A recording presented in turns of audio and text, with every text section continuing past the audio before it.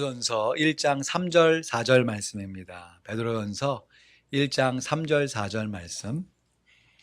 우리 성경을 다 찾으셔서 같이 봉독합니다. 베드로전서 1장 3절 4절, 우리 두 절이기 때문에 제가 먼저 한번 읽고 여러분 같이 한 목소리로 봉독하겠습니다. 베드로전서 1장 3절 4절 말씀입니다. 베드로전서 1장 3절 4절 말씀. 찬송하리로다. 우리 주 예수 그리스도의 아버지 하나님이 그 많으신 긍휼대로 예수 그리스도의 죽은 자 가운데서 부활하심으로 말미암아 우리를 거듭나게 하사 산 소망이 있게 하시며 썩지 않고 더럽지 않고 쇠하지 아니하는 기업을 있게 하시나니 곧 너희를 위하여 하늘에 간직하신 것이라. 아멘. 한 번 더 봉독합니다. 시작. 찬송하리로다. 우리 주 예수 그리스도의 아버지 하나님이 그 많으신 긍휼대로 예수 그리스도의 죽은 자 가운데서 부활하심으로 말미암아 우리를 거듭나게 하사 산 소망이 있게 하시며 썩지 않고 더럽지 않고 쇠하지 아니하는 기업을 있게 하시나니 곧 너희를 위하여 하늘에 간직하신 것이라. 아멘. 예수님의 부활이 우리들의 부활이요, 예수님의 영광이 우리들의 영광이 됨인 줄로 믿습니다. 오늘 사도신경 두 번째, 우리 주 예수 그리스도입니다. 전능하사 천지를 만드신 하나님 아버지를 내가 믿사오며. 누가 믿습니까? 내가 믿사오며. 전능하신 하나님 아버지를 우리 각 개인이 믿는데, 그 전능하신 하나님 아버지가 우리 주 예수 그리스도의 아버지이심을 믿어야 합니다. 그래서 하나님을 아버지로 믿는 우리 각 개인의 믿음들은 예수님을 하나님의 아들로 믿는 우리들의 믿음으로 연결이 됩니다. 각 개인의 믿음이 공동체의 믿음으로 확장되는 것입니다. 그래서 한 유쾌한 복음성가의 가사처럼 주 우리 아버지, 우리는 그분의 자녀, 예수 우리 형제, 손에 손잡고 하나 되어 함께 걸어가리. 이 찬양이 가능한 것이죠. 우리들은 하나님의 아들이신 예수님을 통해서 이렇게 하나님 아버지를 찬양할 수 있습니다. 오늘 본문 3절 말씀에도 보니까 사도 베드로가 이렇게 하나님을 찬송합니다. 같이 읽을까요? 한 번 더 시작. 찬송하리로다. 우리 주 예수 그리스도의 아버지 하나님이 그 많으신 긍휼대로 예수 그리스도의 죽은 자 가운데서 부활하심으로 말미암아 우리를 거듭나게 하사 산 소망이 있게 하시며. 아멘. 그런데요, 우리들이 하나님의 자녀이고 예수님이 하나님의 아들이라고 해서 우리들과 예수님이 동일한 존재라는 것이 절대로 아니죠. 왜냐하면 참 이 부분이 이해하기가 어렵습니다. 그러나 예수님을 우리들이 하나님의 아들로 믿는 것은 예수님을 하나님으로 믿는 것입니다. 다시 말해서 예수님의 근본이 하나님의 아들이시자 하나님이시기 때문에 우리들은 그 창조주 하나님의 피조물로서의 하나님의 자녀들인 것입니다. 그래서 성경은 예수님을 하나님의 외아들이시다, 우리들은 하나님의 양아들이 되었다, 이렇게 그 차이점을 구분해 놓고 있습니다. 이에 대한 좀 더 자세한 설명을 이제 앞으로 사도신경 강해 선교를 하면서 주일날 시간 관계상 다루지 못했던 것을 수요 예배 시간에 좀 더 다루려고 합니다. 여러분 주일 예배에 잘 참여하시는 것처럼 시간을 내셔서 수요 예배에도 함께 오셔서 말씀 나누시고 함께 기도하는 우리가 되길 원합니다. 예수님과 우리들은 같은 하나님의 아들로 불리기는 하지만 예수님과 우리들에게는 이처럼 근본적인 차이가 있습니다. 요한복음 10장 말씀에 보면 예수님께서 하나님과 자신의 관계를 이렇게 말씀하셨어요. 먼저 28절, 29절 말씀에 보니까 내가 저희에게 영생을 주노니 영원히 멸망치 아니할 터이요 또 저희를 내 손에서 빼앗을 자가 없느니라. 저희를 주신 내 아버지는 만유보다 크심에 아무도 아버지의 손에서 빼앗을 수 없느니라. 지금 하나님을 예수님께서 아버지다라고 고백하시는 거예요. 그리고 예수님께서 자신이 하나님과 하나이다라고 선포하세요. 30절, 31절 말씀을 보니까 나와 아버지는 하나이니라. 나와 아버지는 하나이다 선포하시니까 이 말씀을 들은 유대인들이 다시 돌을 들어서 치려 했다 그랬습니다. 유일신 하나님만 섬기던 유대인들에게 예수님의 이러한 말씀은 신성모독으로 여겨진 것입니다. 아니, 감히 사람인 주제에 자신을 하나님과 하나라고 주장하다니. 예수에게는 버젓이 부모가 있고 형제 자매들이 있는데 어떻게 감히 자기 자신을 하나님과 하나라고 주장하다니. 여러분, 가부장적인 유교 문화가 강했던 이 조선의 우리나라에 처음으로 복음이 전파되었을 때에도 예수님이 하나님의 아들이자 하나님 자신이라고 고백하는 신앙의 고백이 큰 걸림돌이 되었었습니다. 삼강오륜의 첫 번째 덕목이 부자 유친입니다. 부자, 아버지와 아들 사이에는 유친, 친밀함이 있어야 한다. 왜 아버지와 아들 사이에 친밀함이 있어야 한다고 강조하겠습니까? 친밀함이 없으니까. 그 당시 살아가는 사람들에게 아버지는 아들에게 있어서 하늘이죠. 나라의 임금과 같은 존재예요. 같이 겸상할 수도 없는 나를 낳아주신 아버지지만 내가 순종해야 할 대상으로만 여겨졌으니까 아버지의 입장에서 근엄하게 아들을 키워가면서도 친밀하게, 아들의 입장에서도 아버지를 존경하면서도 친밀함을 가져야 한다. 이러한 유교 문화에서 복음이 전파되어서 아버지와 아들이 하나라고 하는 신앙의 고백을 드린 많은 사람들이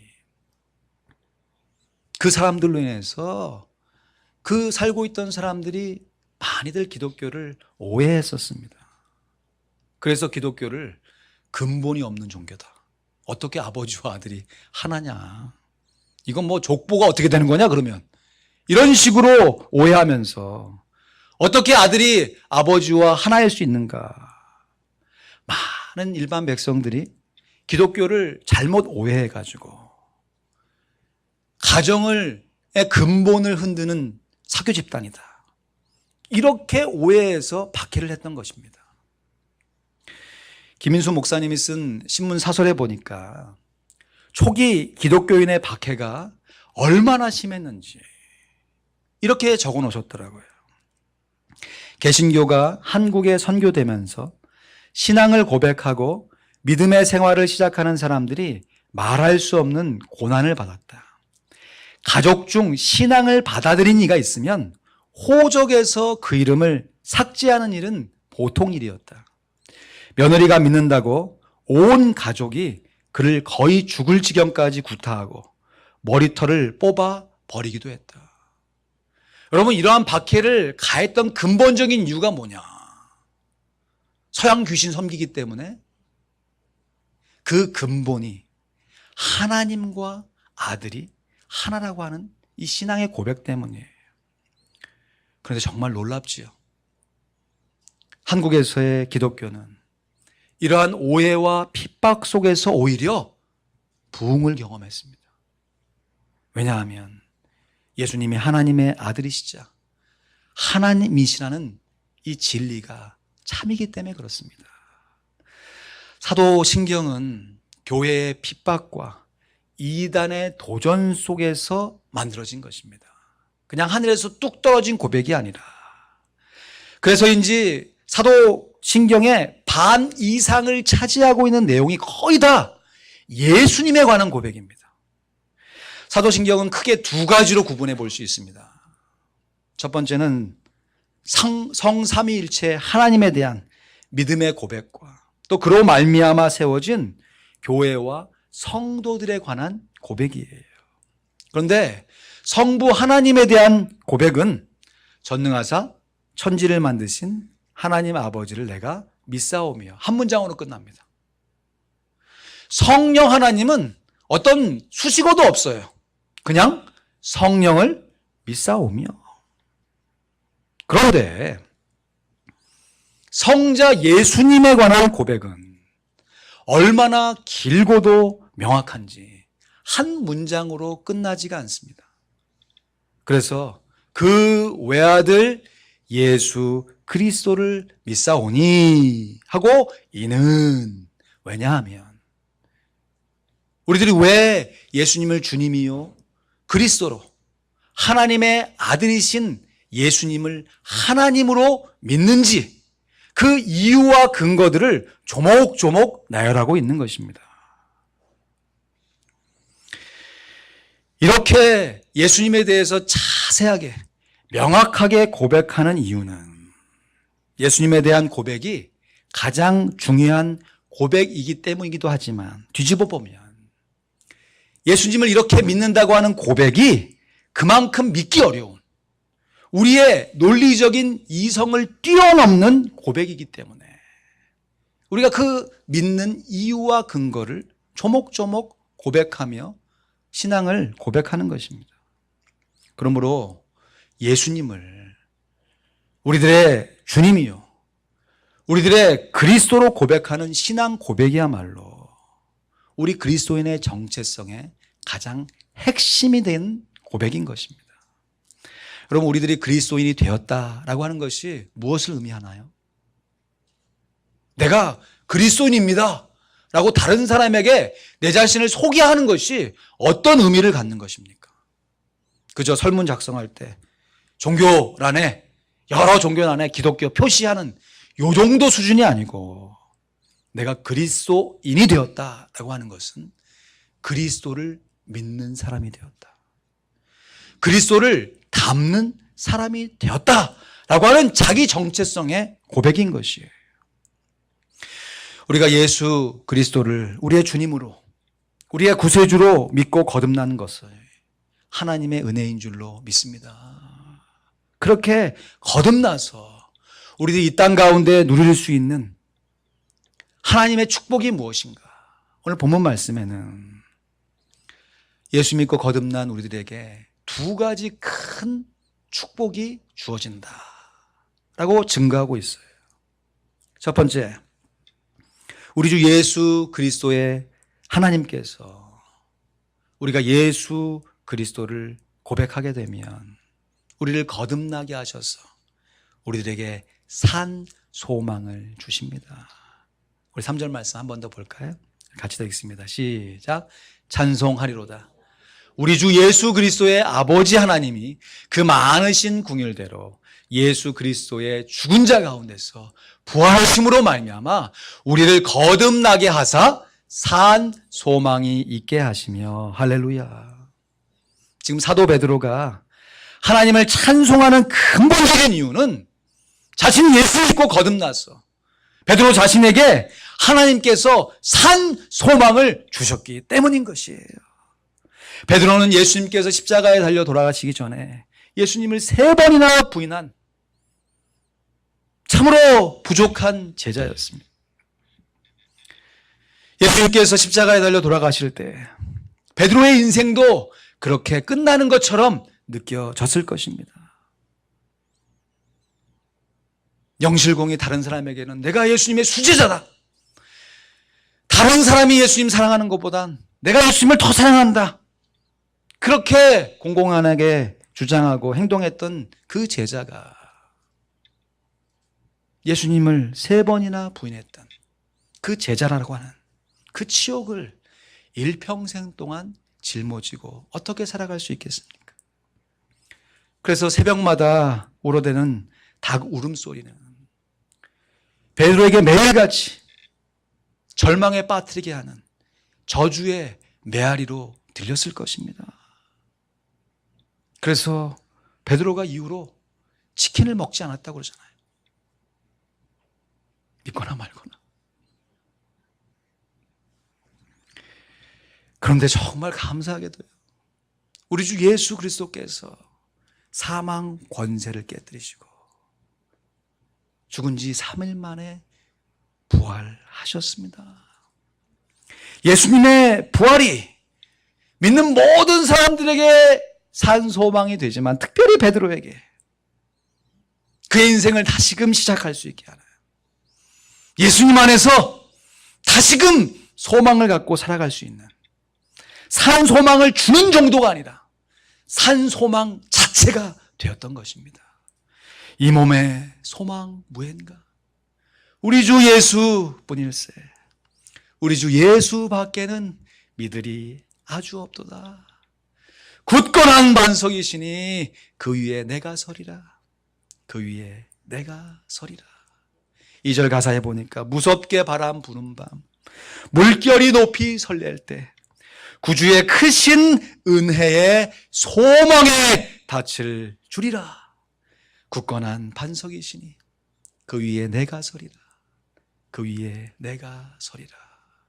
사랑하는 성도 여러분, 지금까지 살아오신 지난 날을 잠시 되돌아보시죠. 혹 여러분의 삶 가운데 인생의 소망을 잃고 이대로 삶을 마감하는 것이 이 질긴 인생 살아가는 것보다 훨씬 더 유익하겠다. 10대에 철부질 때 인생을 나름 안다고 살아가는 인생 이렇게 살아가나? 매일매일 반복해서 조금 성공하고 조금 가지나? 그 인생이 무슨 의미가 있나? 허무한 마음에 내 스스로 인생을 정리해보자, 그렇게 생각해 보신 분들은 안 계십니까? 나름 열심히 인생을 살아보고 애쓰고 발버둥 쳤는데 되어진 결과를 보니까 그렇게 사나 저렇게 사나, 어차피 한 번은 다 죽는 인생, 내가 무슨 낙을 보자고 살아가는가? 내가 이 가족이, 내 자녀가 좀 장성하면 내 스스로 인생을 끝내리라. 혹시 그렇게 생각하신 분은 안 계십니까? 여러분, 우리의 인생은 나름 의미가 있고 무엇인가 이뤄가는 것처럼 보이지만 한 번 죽는 것은 사람에게 정하신 것이기 때문에 그 죽음에 담을 넘을 수 있는 사람이 이 세상에는 아무도 없기 때문에 모두 다 허무하고 유한한 인생을 살아갈 수밖에 없습니다. 그러나 예수의 부활이 우리의 부활이 되기 때문에, 예수님의 영광이 우리들의 영광이 되기 때문에 우리 가운데 오늘도 산소망을 주신 그 예수 그리스도를 의지하여 오늘도 우리의 인생을 보람되게 최선을 다하여 살아가게 되는 줄로 믿습니다. 두 번째, 우리 주 예수 그리스도의 하나님께서 하늘에 간직한 기업을 우리들에게 주십니다. 우리 4절 말씀 같이 읽습니다. 시작. 썩지 않고 더럽지 않고 쇠하지 아니하는 기업을 있게 하시나니 곧 너희를 위하여 하늘에 간직하신 것이라. 우리 주 예수 그리스도의 하나님을 믿음으로 우리들이 이 땅 가운데 하나님의 기업을 이어간다고 약속하시는 것입니다. 나의 영원하신 기업 생명보다 귀하다. 이때의 기업입니다. 여기서 말하는 하나님의 기업이라는 것은 어떤 컴퍼니, 회사를 얘기하는 게 아니고요, 분깃, 축복, 유업으로 번역할 수 있는데 영어로는 inheritance, 유산입니다. 부모의 유산을 자녀들이 물려받는 것이에요. 우리들이 예수님을 구주로, 주님과 그리스도로 믿고 고백할 때 하나님께서 하나님의 외아들이신 예수님에게 주신 이 유업을 하나님의 자녀들인 우리들에게도 동일하게 주신다고 하는 약속의 말씀인 것입니다. 여러분, 예수님과 우리들은 근본적인 차이가 있어요. 동일한 하나님의 아들들이지만 예수님은 근본이 하나님의 아들이시고 우리는 예수님의 공로로 말미암아 하나님의 양 아들이 된 하나님의 자녀들입니다. 그럼에도 불구하고 하나님께서 예수님에게 주셨던 그 기업을 하나님의 자녀들인 우리들에게도 주신다는 것입니다. 여러분, 이 약속의 말씀이 언뜻 보면 뭐 별거 아닌 것처럼 느껴질지 모르지만 생각하면 생각할수록 이 약속의 말씀이 얼마나 귀한 것인가. 여러분, 비교도 되지 않지만 그냥 좀 예를 들어보면 이 땅에서 재벌 2세로 태어난 자녀가 있다고 생각해 보십시오. 태어나 보니까 부모가 재벌이야. 내가 할 수 있는 것이 아무것도 없어. 그냥 태어나 보니까 금수저를 물고 태어났어요. 그로 인해서 얻게 되는 이 세상에 살아가는 얼마나 많은 혜택과 유익이 있습니까? 우리들이 하나님의 자녀가 되어서 하나님의 외아들이신 예수님께서 누리시는 그 크신 기업에 우리도 함께 동참할 수 있다. 그 기업을 함께 누릴 수 있다고 하는 자체가 얼마나 귀한 축복인가 하는 것이에요. 오늘 본문 4절 말씀을 보시면요, 이 유업이라고 하는 단어, 오늘 본문 4절 말씀, 이 기업 앞에 썩지 않고 더럽지 않고 쇠하지 아니하는, 3번이나 반복해서 이 기업을 설명하는데 한 주석을 보니까 이 쓰여진 단어가 그냥 막 아무 단어나 갖다 붙인 것이 아니고요, 사도 베드로가 얼마나 똑똑하고 훌륭하신 분인지, 무식한 어부가 아니에요. 헬라어 단어를 사용하는데 그 첫 발음과 뒤에 발음이 비슷한, 그러니까 라임이 비슷한 단어들을 서로 연결해 가면서 이 기업이 얼마나 확실한 것인가를 3번이나 반복했다라는 설명을 하고 있더라고요. 하나님의 유업은 첫 번째, 썩지 않고 아포타르토스입니다. 이 말은 유업이 사라지거나 없어지거나 혹은 대적들에 의해서 멸절되지 않는다는 뜻입니다. 두 번째, 더럽지 않고 아미안토스. 이 말은 유업이 결코 우리들에게 부적합하게 되거나 혹은 죄에 의해서 오염되지 않는다는 것을 의미합니다. 유업은 3번째로 쇠하지 않고 아마란토스. 이 말은 유업이 그 영광의 신선함이 결코 사라지지 않고 잃어버려지지 않는다는 뜻입니다. 여러분, 예수님께서 하나님께로 받은 이 유업이 무엇입니까? 빌립보서 2장 말씀에 십자가에 달려 죽으시고 부활하신 예수님께서 누리신 유업을 이렇게 기록하고 있습니다. 9절에서 11절 말씀 같이 읽습니다. 시작.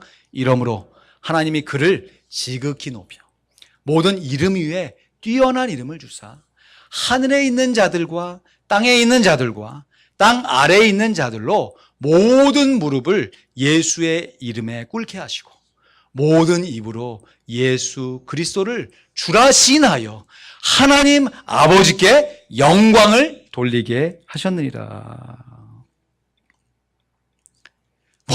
모든 이름이 예수님의 이름을 주님으로 시인함으로 하나님께 영광을 돌리게 하는 이 유업을 받게 하셨어요.